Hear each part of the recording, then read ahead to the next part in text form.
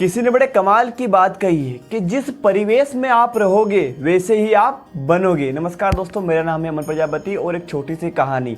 एक बार एक किसान जंगल में गया था और वहाँ पर उसे एक बाज का अंडा मिला। वह किसान बाज का अंडा उठाकर घर लेकर आया और जो मुर्गियों के अंडे रखे हुए थे उसमें उसको रख दिया। बाज का अंडा मुर्गियों के अंडे में रख दिया।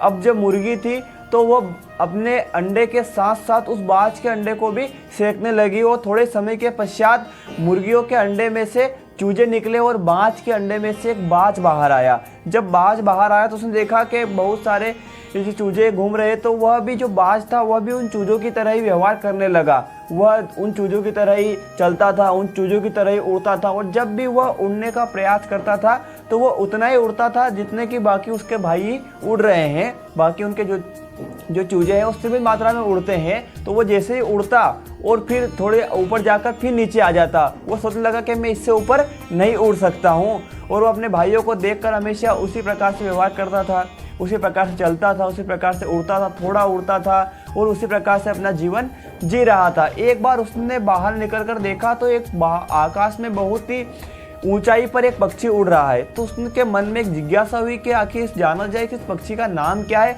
तो उसने अपने भाइयों से पूछा कि मुझे बताओ कि ये जो सबसे ऊपर आकाश में उड़ रहा है इसका नाम क्या है, ये कौन सी चीज़ है, कौन सा पक्षी है। तो जो उसके भाइयों ने कहा कि ये पक्षियों का राजा बाज है, ये सबसे ऊंचा उड़ता है, संसार में इससे ऊंचा कोई भी नहीं उड़ सकता। तो वह जो बाज था वो सोचने लगा कि मैं भी इसके जैसा उड़ना चाहता हूँ। तो जो उसके भाइयों थे उन्होंने कहा कि तू एक चूजा है, तू एक इससे कभी भी ऊंचा इसके सामने उड़ ही नहीं सकता है, तू चूजा है तो चूजे की तरह रहे। तो बाज ने बोला कि मैं भी कोशिश तो कर ही सकता हूँ। तो जो चूजे थे उन्होंने कहा कि तू कभी भी इसके जैसा उड़ ही नहीं सकता है, तू हमेशा अपनी मात्रा में सीमित रहे। जितना हम उड़ सकते हैं उतना ही तू भी उड़ सकता है और उतना ही तू भी कर सकता है। तो वह उसी जो बात के साथ सहमत हो गया और जैसे ही अपना जीवन यापन करने लगा और ऐसे ही हमेशा उड़ता रहता था। और जो कहानी का जो छोटा सारांश यह निकलता है कि आप जिस परिवेश में रहते हो उस परिवेश का आपके ऊपर बहुत ही इफेक्ट पड़ता है, बहुत ही प्रभाव पड़ता है। जैसा आप देखते हो वैसा आप बनते हो। आज अगर वो बाज चूजों के साथ नहीं रहता तो वह भी एक बाज होता, लेकिन वह उस परिवेश में न रहकर चूजे के साथ रहा और उसने कभी भी ऊंचा उड़ने का प्रयास नहीं किया, कभी भी उसने ऊंचा उड़ने की कोशिश नहीं की।